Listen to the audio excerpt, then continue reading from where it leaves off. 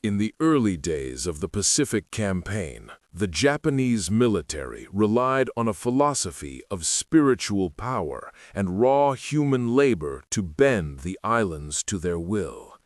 Thousands of conscripted laborers and soldiers spent months in the grueling tropical heat, using nothing but hand picks, woven baskets, and primitive shovels to carve airfields out of jagged coral.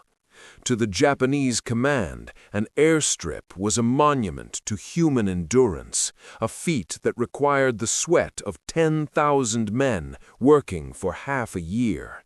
They believed their superior willpower would outlast any enemy. But as the Americans began their island-hopping surge, the Japanese defenders witnessed something that defied their understanding of reality. They watched from the jungle canopy as the first waves of U.S. Seabees hit the beaches, not just with rifles, but with massive, roaring yellow machines that began to devour the landscape. The Japanese commanders sat in their hidden bunkers, stopwatches in hand, observing the American Seabees and their Caterpillar D7 bulldozers. What they saw was a logistical nightmare come to life. A single American operator, sitting comfortably behind a steel blade, was moving more earth and coral in an hour than a 300-man Japanese labor detail could move in a week. The Americans weren't just building, they were terraforming. In the time it took a Japanese platoon to clear a single palm grove by hand, the bulldozer had leveled a hillside.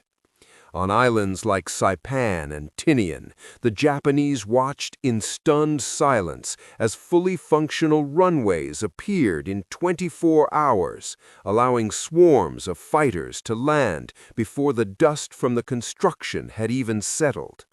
The math was soul-crushing.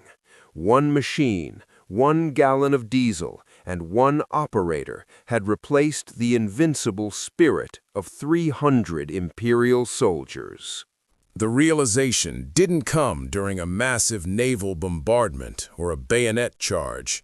It came in the quiet, humid hours of the midnight watch.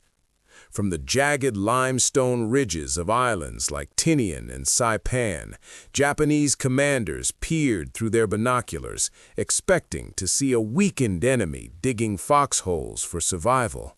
Instead, they saw a scene that looked like a futuristic factory had been dropped into the middle of the jungle. The Americans weren't hiding. They had turned on massive gasoline-powered floodlights that bathed the construction zones in a defiant, artificial noon. The roar of the Caterpillar D7 engines drowned out the sounds of the surf.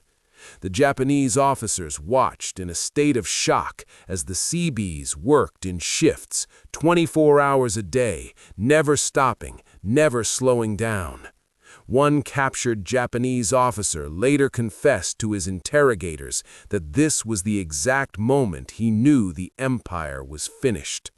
He realized that Japan was not just fighting a military, they were fighting a civilization that had mastered time and nature itself.